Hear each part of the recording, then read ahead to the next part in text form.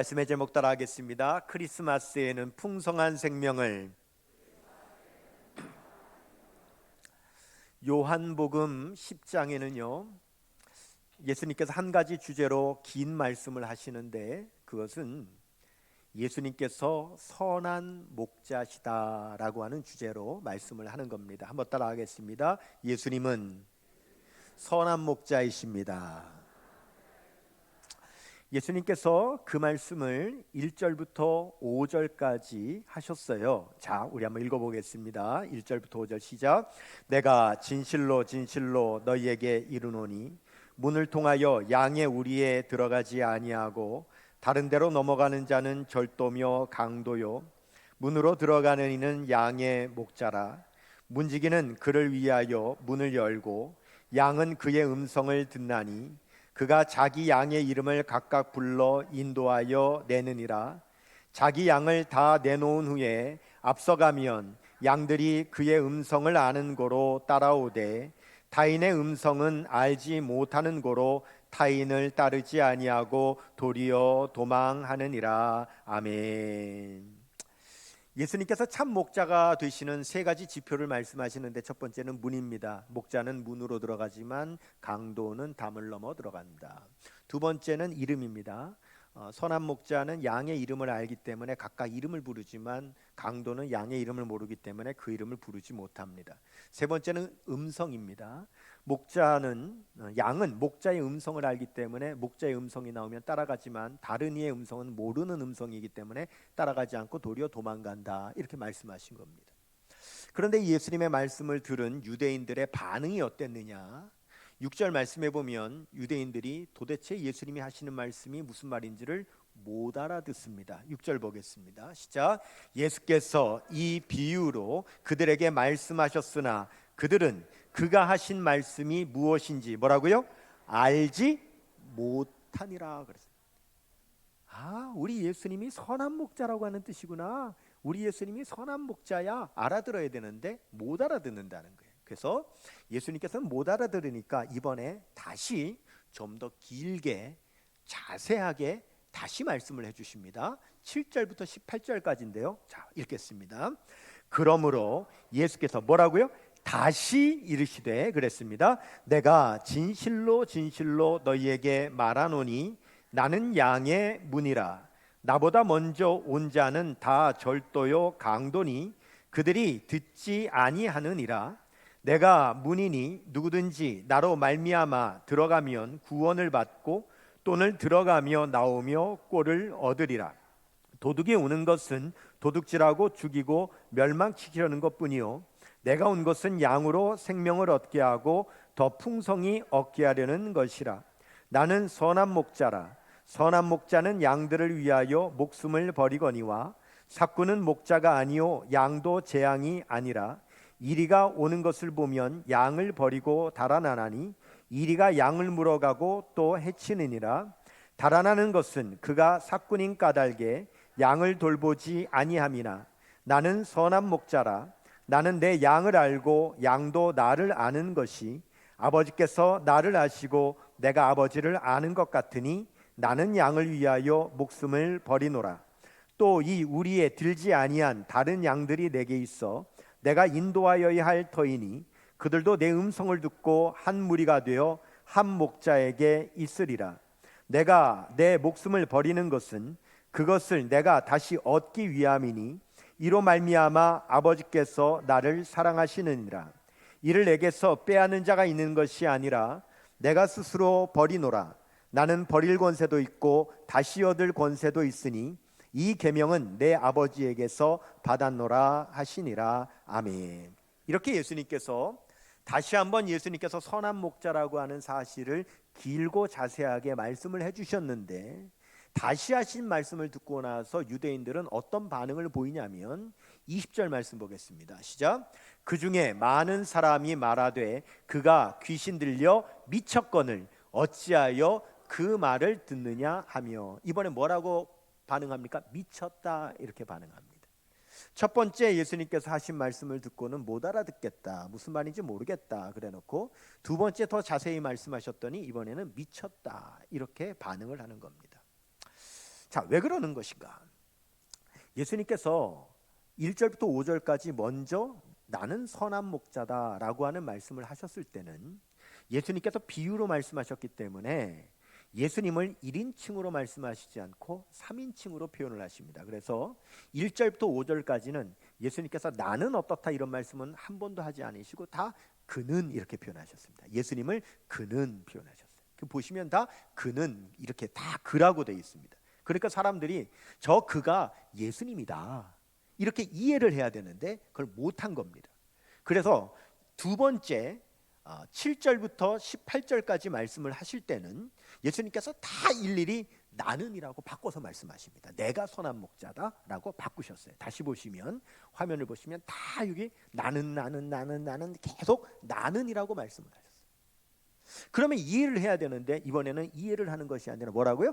미쳤다라고 했다는 거예요. 그러면 예수님께서 두 번째 말씀하신 것을 듣고는 미쳤다라고 하느냐? 그 이유는 이 두 번째 하신 말씀의 핵심은 뭐냐면 나는 선한 목자인데 이 선한 목자는 양들을 위하여 목숨을 버린다라고 말씀하셨기 때문입니다. 자, 다시 보시면은 자, 여기 뭐라고 되어 있습니까? 11절 여러분 보시면은요. 나는 선한 목자라. 선한 목자는 양들을 위하여 목숨을 버리거니와 그랬죠. 15절 보시면 나는 양을 위하여 목숨을 버리노라. 17절 보시면 내 목숨을 버리는 것은 18절 내가 스스로 버리노라. 계속 뭘 강조하세요? 내가 양들을 위하여 목숨 버린다는 것을 강조하고 계시는 거예요. 근데 여러분 유대인들은 양들을 주로 키우잖아요. 목축업을 한단 말이죠. 그러니까 양을 굉장히 상식적으로 다 잘 알고 있어요. 양 키우는 것을. 그런데 상식적으로 여러분 보십시다. 목자가 양을 키워서 목자가 양을 위해 죽습니까? 양이 목자를 위해 죽습니까? 양이 목자를 위해 죽는 거예요. 목자는 양을 키워서 양을 죽여서 양으로 말미암아 뭔가 유익을 얻는 거예요. 그게 일반적이라고요. 그런데 지금 예수님께서 뭐라고 말씀하시면 내가 선한 목자인데 나는 양들을 위해서 목숨을 버린다라고 말씀하시는 거예요. 양들을 위해 죽는다는 거예요. 말도 안 된다는 거죠. 그러니까 예수님을 향하여 뭐라 그래요?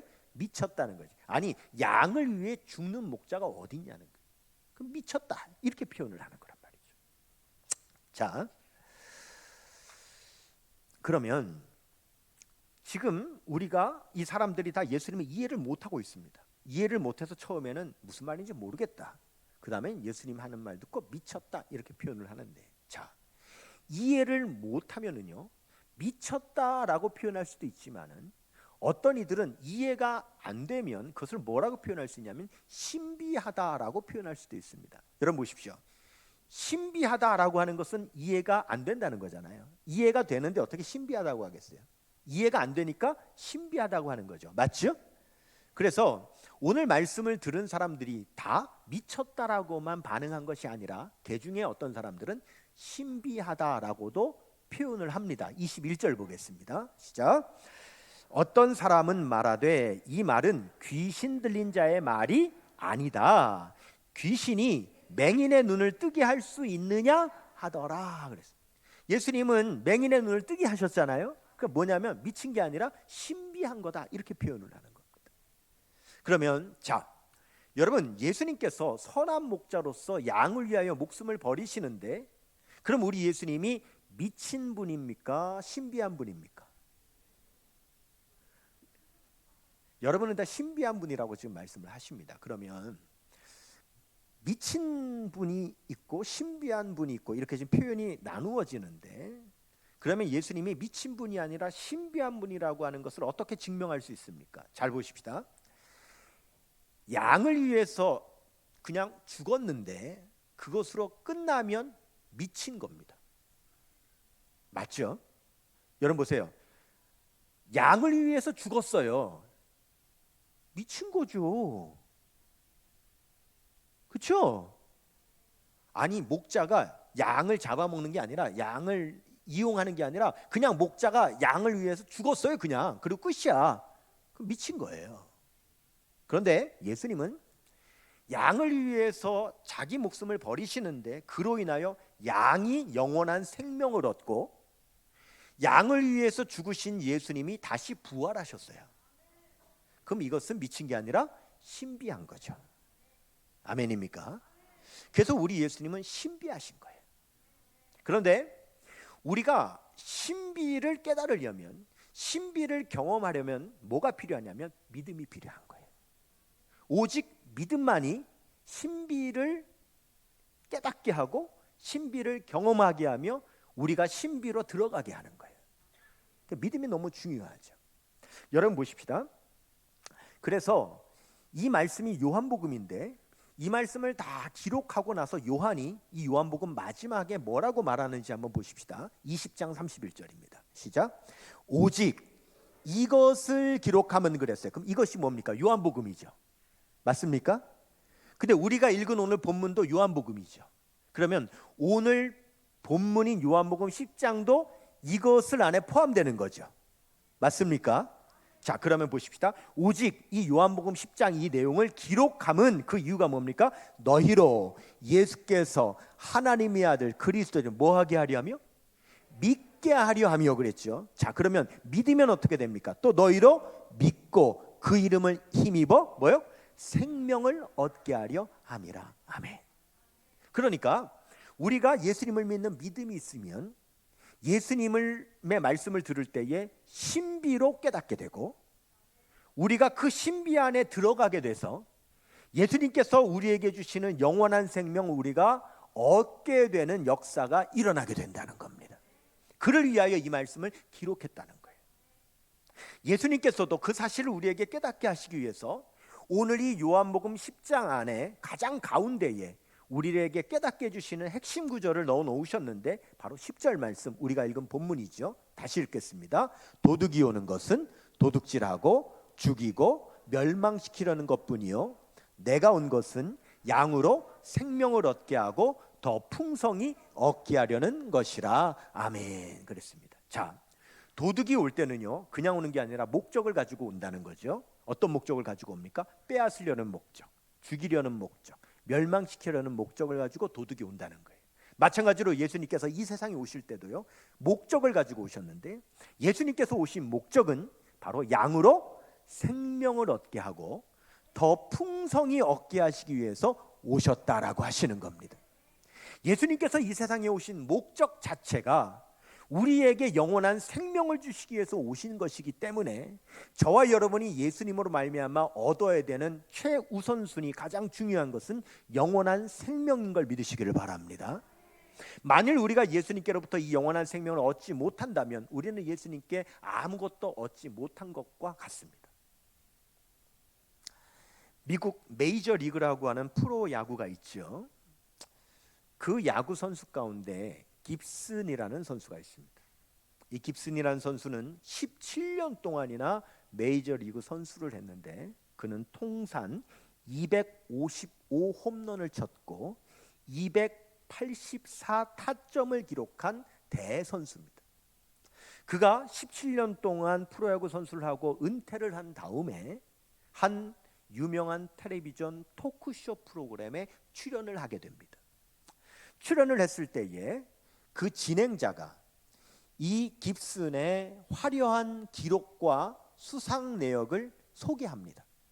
오늘 출연한 깁슨 선수는 뭐 타율은 어떻고 홈런은 어떻고 도루는 어떻고 하면서 쫙 그 대기록을 쫙 설명하고 무슨 상을 받았고 무슨 상을 받았고 무슨 상을 받았고 한 것을 쫙 소개했습니다. 그러고 나서 깁슨에게 묻습니다. 깁슨 씨, 지금 제가 당신의 기록과 수상 내역을 소개했는데 듣고 나신 당신의 소감은 어떠십니까? 이렇게 물었습니다. 근데 이 깁슨이 그 소감에 대해서 말하는 것이 아니라 엉뚱한 얘기를 하는데 이렇게 얘기하는 거예요. 아, 그런데요 저희 집에 개 한 마리가 있거든요. 근데 며칠 전에 우리 집 개가 현관에서 뭘 물고 있길래 뭘 물고 있나 하고 봤는데 내가 소스라치게 놀랐습니다. 저희 옆집에 친구가 사는데요. 여러분 미국은 보통 주택이지 않습니까? 그 옆집 사이에 이렇게 낮은 담 울타리로 되어 있는 그런 집인데 자기 옆집에 친구가 사는데 내 친구가 애지중지 키우는 애완용 토끼, 펫 레빗이라고 그러죠. 세상에 옆집 애완용 토끼를 우리 집 개가 물고 있는 겁니다. 놀라가지고 얼른 뺏었는데 아뿔싸 이미 죽어 있습니다. 야, 이걸 어떡하나? 내 친구가 그렇게 사랑하고 애징주 키우는 그 토끼를 우리 집 개가 물어 죽였으니, 야, 이거 어떻게 수습을 하나? 너무너무 당황스러워가지고, 야, 이걸 어떻게 해야 되지? 어떻게 해야 되지? 고민을 하다가 제가 이상한 생각이 들기 시작했어요. 그 토끼를 욕실로 가져가 가지고는 깨끗하게 목욕을 시키고 드라이로 털을 쫙 말려서 깨끗하게 빗어준 다음에 향수도 칙칙 뿌려주고 원래 달고 있었던 장신구를 깨끗하게 닦아가지고 다시 채워주고는 옆집에 사람이 없는 걸 확인하고 내가 몰래 옆집 마당에 가가지고 옆집 마당에 있는 토끼장 속에다가 살짝 넣어놓고 우리 집으로 다시 돌아왔습니다. 어휴. 다음 날이 됐는데 아침에 우리 집 문 두드리는 소리가 들리는 거예요. 이봐 깁슨, 이봐 깁슨, 나야 하고 나가봤더니 세상에 옆집 친구가 얼굴이 하얗게 질려가지고 우리 집에 찾아온 거예요. 아니 무슨 일이야? 이봐 깁슨, 큰일 났어. 아니 무슨 일인데? 야, 우리 동네 미친놈이 살아. 미친놈이. 아니 그게 무슨 말이야? 세상에 말이야, 우리 집 그 애완용 토끼 알지? 우리 집 토끼가 이틀 전에 죽어가지고 내가 뒷마당에 묻어놨는데 어떤 미친놈이 그거를 파내가지고는 목욕을 시키고 향수를 뿌려가지고는 세상에 우리 토끼장에 다시 넣어놨어요. 깁슨이여 말하기를, 제가 그 일을 겪은 후 깨달은 사실이 하나가 있는데, 이미 죽은 토끼는 아무리 목욕을 시킨들, 아무리 향수를 뿌린들, 아무리 장신구를 채워준들 아무 의미가 없다는 것을 제가 깨달았습니다. 저의 화려한 기록, 저의 대단한 수상 경력, 그러나 내 안에 예수 그리스도의 생명이 없으면 내가 아무리 어떤 경력과 기록이 있다 할지라도 그것은 내게 아무 의미가 없다는 사실입니다. 우리 안에 예수 그리스도의 생명이 없으면 우리가 그 어떤 화려한 것을 입고 있다 할지라도 오래가지 않습니다. 우리에게 아무것도 아닙니다. 우리를 구원하시기 위해서 이 세상에 오신 예수 그리스도의 영원한 생명을 얻는 것, 그거보다 우선순위 되는 건 없습니다. 그거보다 소중한 것은 없습니다. 그거보다 시급한 것은 없습니다. 우리는 예수 그리스도의 생명을 얻어야 될 줄로 믿습니다. 근데 예수님께서는 내가 온 것은 양으로 생명을 얻게 하고로 끝나지 않고 풍성히 얻게 하려 함이라고 말씀하고 계신다는 거예요. 예수님은 그 생명을 우리에게 풍성히 주시려고 하시는데, 그럼 왜 풍성히 주시는가? 여기 요한복음 10장 10절에 풍성히 주신다라고 하는 이 풍성하다라고 하는 이 말씀은 헬라어로 페리소스라고 하는 말이에요. 근데 이 말씀이 다른 성경 구절에도 사용이 됐는데 로마서 3장 1절에 보면 그 말씀이 나옵니다. 한번 읽어보겠습니다. 시작. 그런즉 유대인의 나음이 무엇이며 할례의 유익이 무엇이냐라고 할 때에 이 나음이라는 단어가 펠리소스입니다. 같은 말이에요. 자, 사도 바울이 지금 유대인에게 이렇게 말하는 거예요. 여러분은 유대인입니다. 유대인이라는 게 뭡니까? 하나님께 먼저 택함 받은 선민이라는 거 아닙니까? 그럼 여러분들은 다른 민족과는 다르게 하나님으로부터 먼저 택함을 받은 선민이 되었는데, 그 선민이 되었다는 게 그렇지 않은 사람들에 비해 나은 게 뭡니까? 지금 이렇게 묻는 겁니다. 그 나음이 펠리소스. 예수님께서 우리에게 생명을 주셨는데 그냥 주시는 것이 아니라 풍성한 생명을 주셨다라고 하는 그 풍성하다고 하는 말의 의미는 뭐냐면 바로 그 예수님의 생명을 받지 않은 사람들에 비하여서 나은 생명이라는 겁니다. 그러면 저와 여러분은 어떻습니까? 남들이 받지 못한 예수 그리스도의 생명을 받아서 우리가 하나님의 자녀가 되었는데, 그 예수님의 생명을 받은 우리가 그렇지 않은 사람에 비해서 나은 점이 뭡니까? 뭐가 나은 거예요? 먼저 택함 받은 유대인들이 그렇지 않은 사람에 비해서 나은 점이 뭡니까?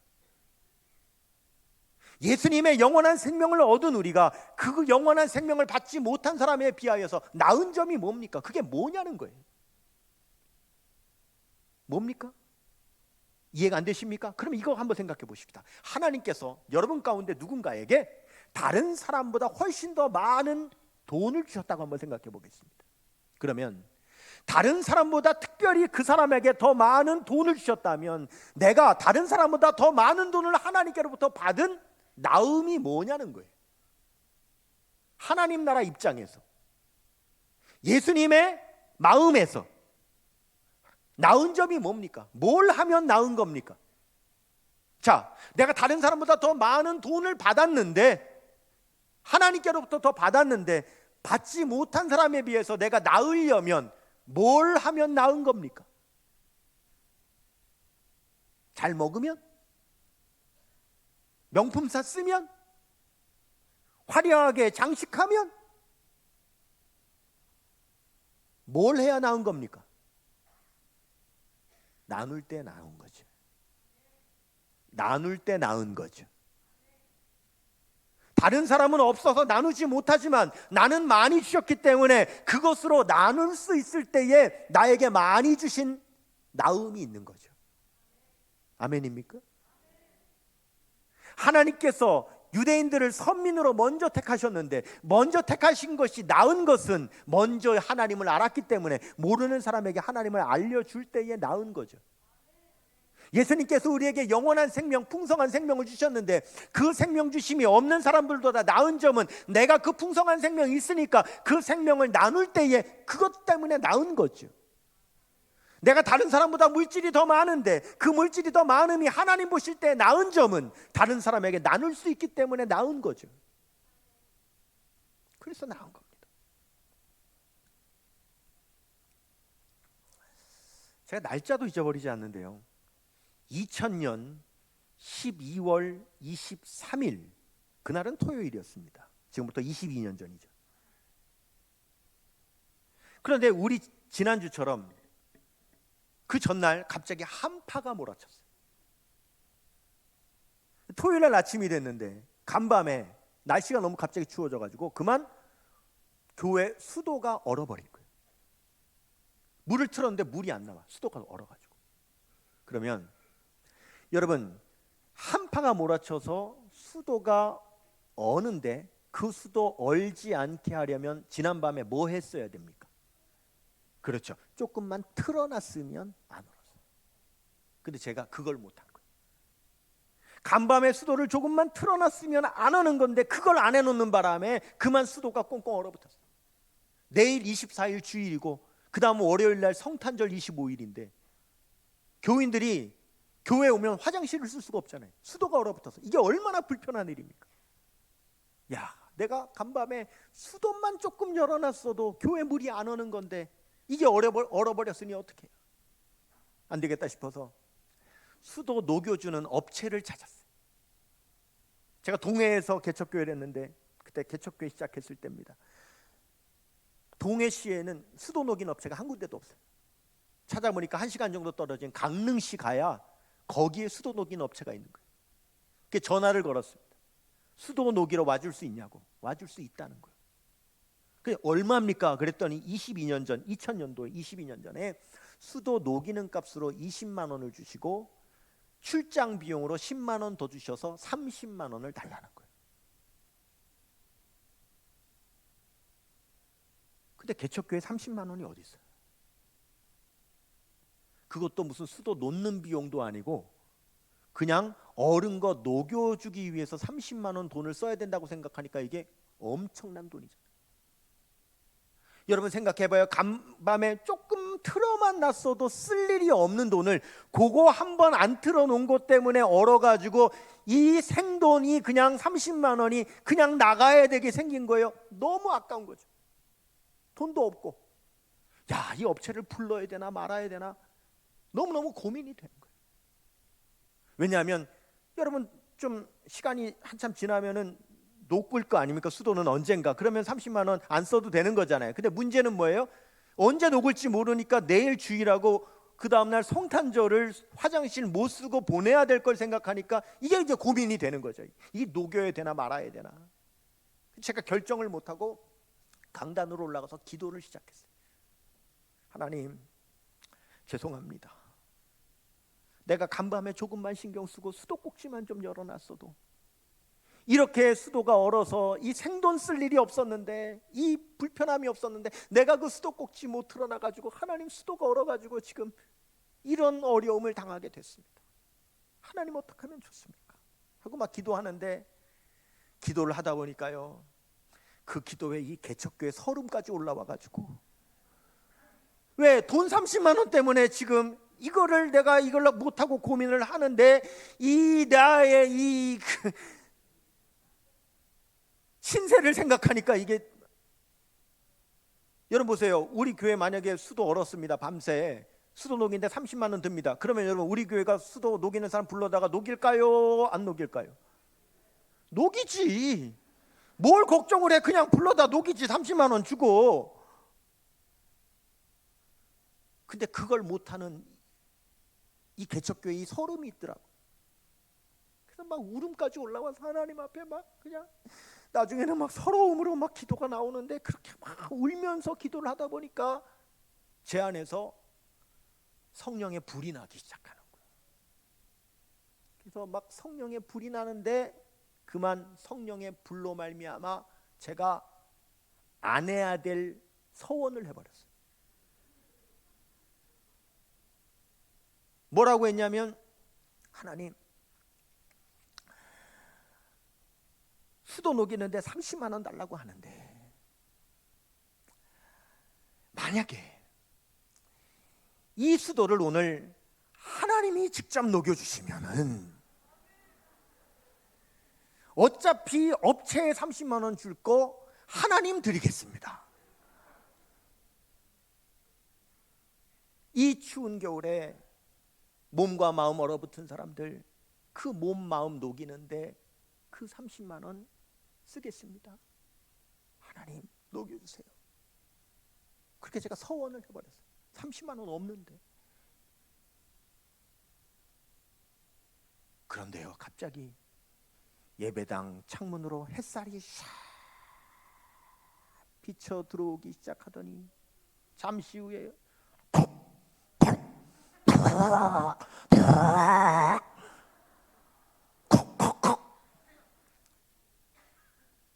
수도가 콱콱거리더니 갑자기 물이 쫙 나오기 시작하는 거예요. 진짜 물이 녹은 거예요. 물이 녹은 거예요. 내가 녹여달라고 기도는 했지만 하나님이 진짜 녹여주실 줄은 몰랐는데, 진짜 하나님이 녹여주신 거예요. 수돗물이 녹은 거예요. 그 순간 놀라가지고 할렐루야를 해야 되는데, 내 입에서 30만 원, 이렇게 빨리 녹여줄 줄 알았다면 10만 원만 낸다 그럴걸.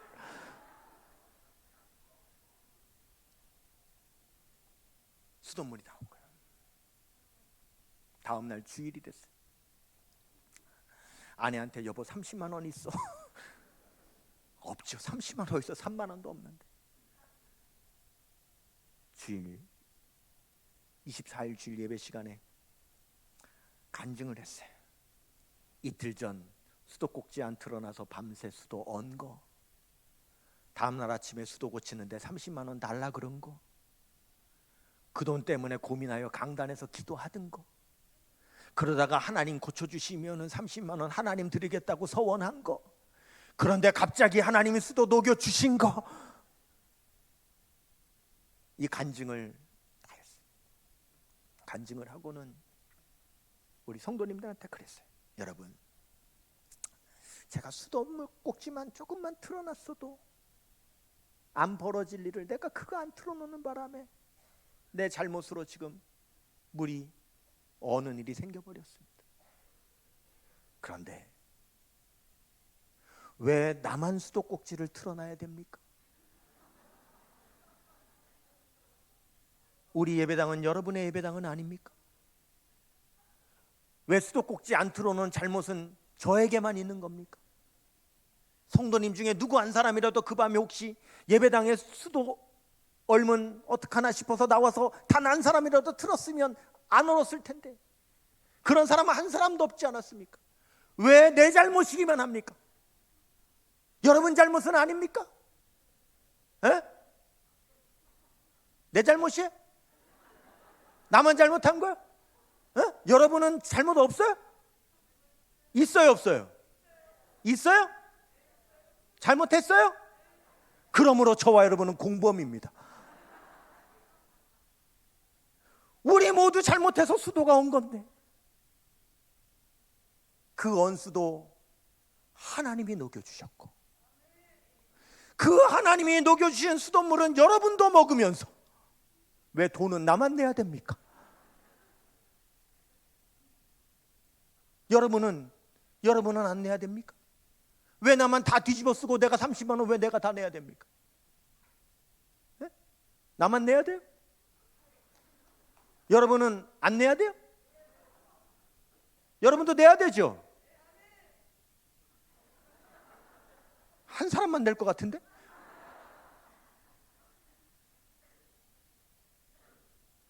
여러분도 내야 됩니까? 그러면 우리 같이 냅시다. 우리 모두 10,000원씩만 내면, 우리 개척교회 어린아이들까지 다 10,000원씩만 내면, 그래도 서원한 그 돈 하나님 앞에 드려. 우리 교회도 비록 개척교회지만 이 겨울에 마음 얼어붙은 사람, 몸 얼어붙은 사람은 그 마음, 그 몸 녹여줄 수 있지 않습니까? 내일 월요일 성탄절인데, 성탄절날 예배당 나올 때 쌀 5kg, 쌀 10kg 있으면 가지고 나와서 우리 강단 앞에 드리십시다. 그래서 그거 모아 우리 어려운 사람들, 우리 이번 성탄절에 한번 도와주십시다. 그리고 다음날 성탄절 아침이 됐는데 예배당에 나오는 성도마다 어깨에 쌀푸대를 짊어지고 나오는 사람마다 어깨에 쌀푸대를 짊어지고 나와 내려놓는데, 강단 앞에 10kg, 20kg, 30kg, 50kg, 70kg, 100kg, 150kg, 200kg. 강단 앞에 쌀이 산더미같이 쌓이기 시작한, 산더미같이.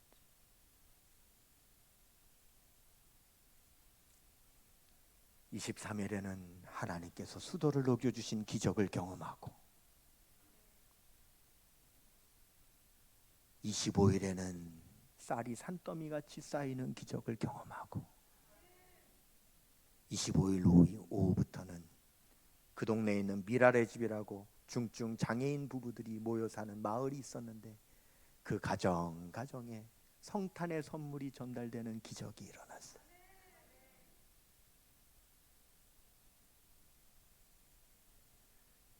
여러분, 우리 교회가 큰 교회입니까? 큰 교회입니까? 우리 교회가 큰 교회입니다. 그러면 우리 교회가 큰 교회에서 나은 점이 뭡니까? 하나님께서 우리를 큰 교회로 만들어 주셔서 하나님 보실 때 나은 게 뭐예요? 자랑하려고? 우리끼리 먹고 즐기자고?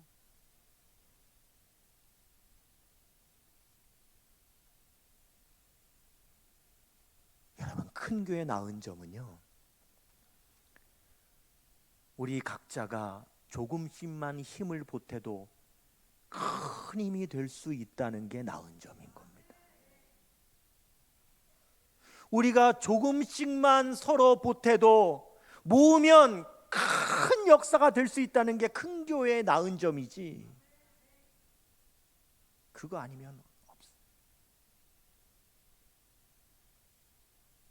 그거 아니면 큰 교회인 건 나은 것이 아니라 부끄러운 겁니다.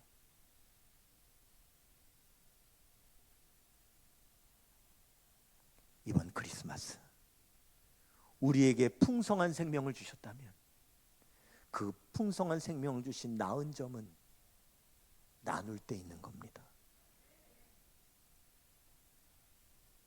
혹시 예배를 마치고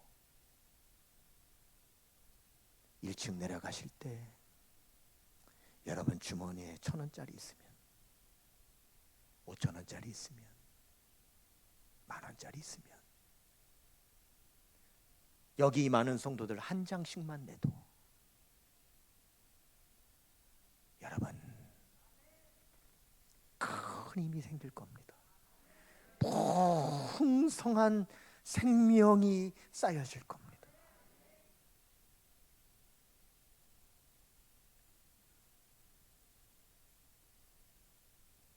그럴 때 우리 교회에 나음이 있는 겁니다.